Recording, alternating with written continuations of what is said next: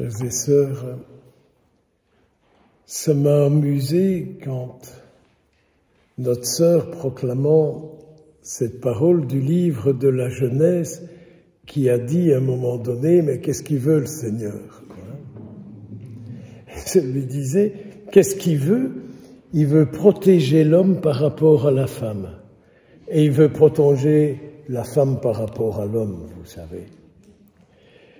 Et puis, je dois vous dire que je n'ai plus beaucoup écouté, mais que ma tête est partie grâce à vous. Et figurez-vous que ma tête est partie dans cette saloperie du péché originel, duquel nous en souffrons tous. Ce péché originel qui nous empêche d'être pleinement nous-mêmes, tel que le Seigneur nous a créés et tel qu'il voudrait que chacun de nous soyons pleinement.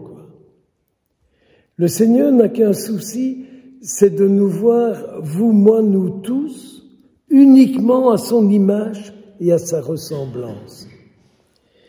Il est atterri ce fameux péché originel qui fait que nous sommes privés d'une liberté.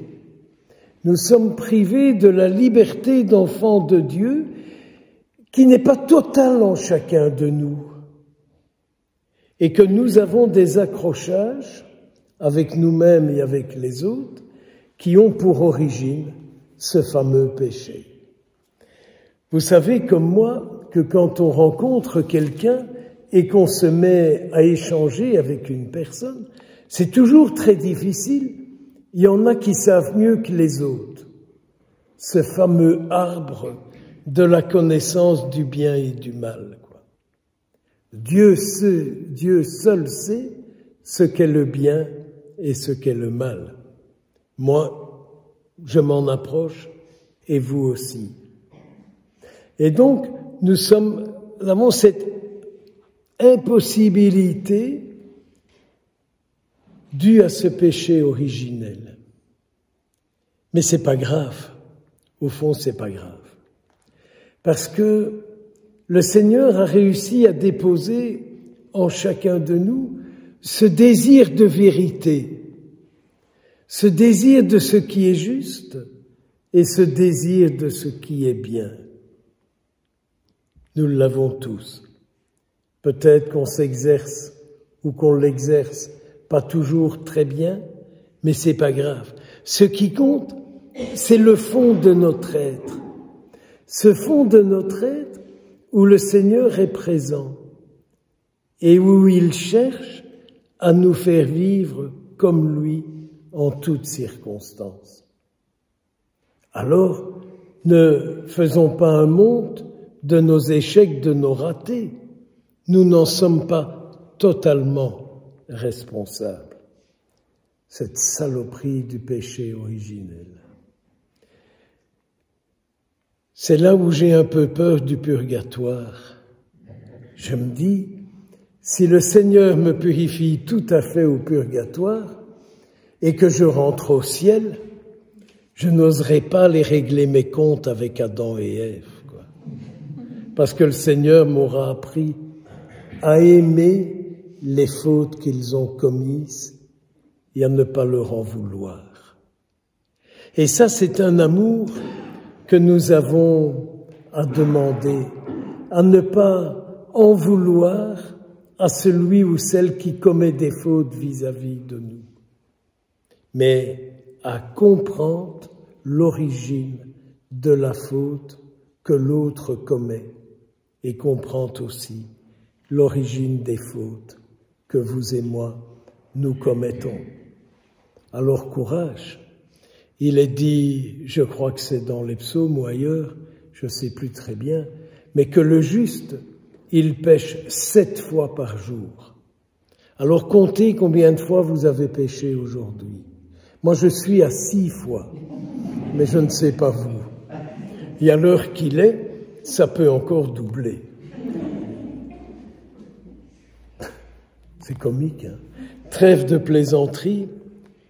Donc il y a ce péché originel qui est là, que nous ne pouvons pas nier. Il y a notre réalité de pécheur qui est là, mais il y a en nous cette profondeur de celui qui habite en nous, qui nous amène à avoir, à souhaiter des désirs bons, des désirs saints. Et cette page d'Évangile, en la priant un peu ce matin, je me disais, mais quand j'entends Jésus qui parle, et qu'en l'entendant parler, je découvre son souhait pour le monde. Regardez cette page d'Évangile, notre Seigneur désire pouvoir enseigner tout le monde et les enseigner un temps suffisamment long pour que ce qu'il dit puisse bien s'imprégner en eux. Alors on ne peut que poser la question à Jésus et à lui dire « Sur qui comptes-tu aujourd'hui pour enseigner les foules comme toi tu l'as fait ?»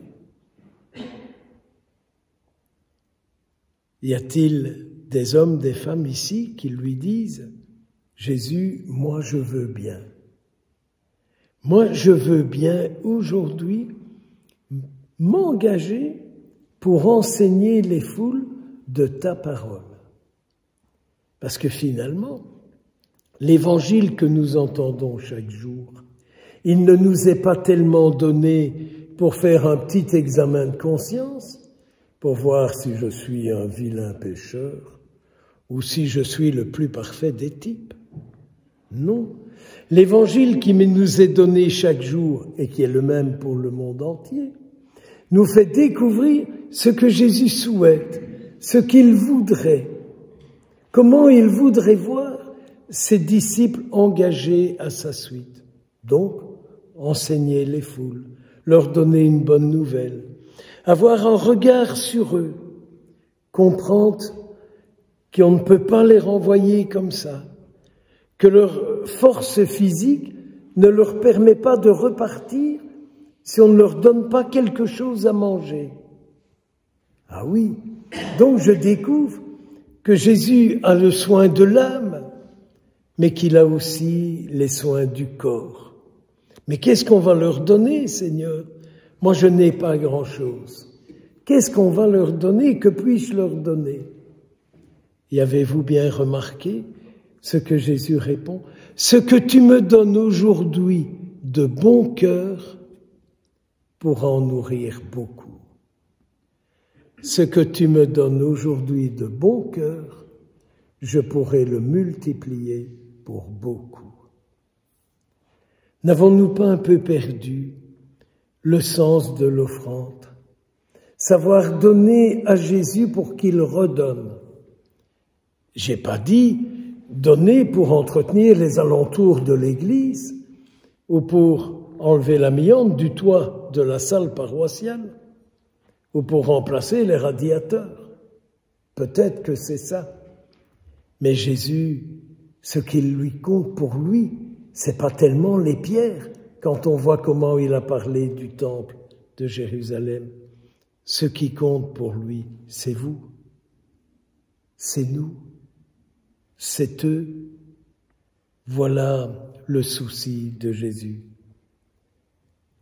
Vous n'avez pas grand-chose à me donner, mais ce que vous me donnerez de bon cœur pour eux, vous allez en distribuer longtemps, longtemps, et il y en aura même encore une réserve. Donc, demandons cette grâce au Seigneur d'entendre son projet et de lui dire « Eh bien, je veux bien, montre-moi comment, avec qui, en départ d'où ?»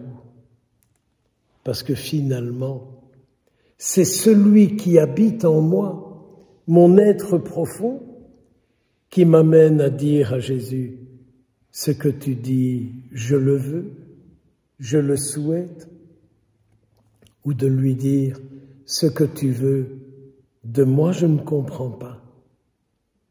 Ce que tu veux de moi, je ne comprends pas. » Celui qui vit en moi donne un droit à celui que j'écoute. Que nos vies soient remplies de l'Esprit du Seigneur.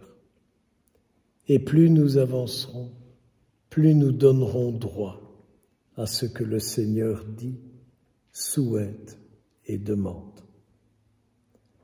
Ah, Sainte Mère de Dieu,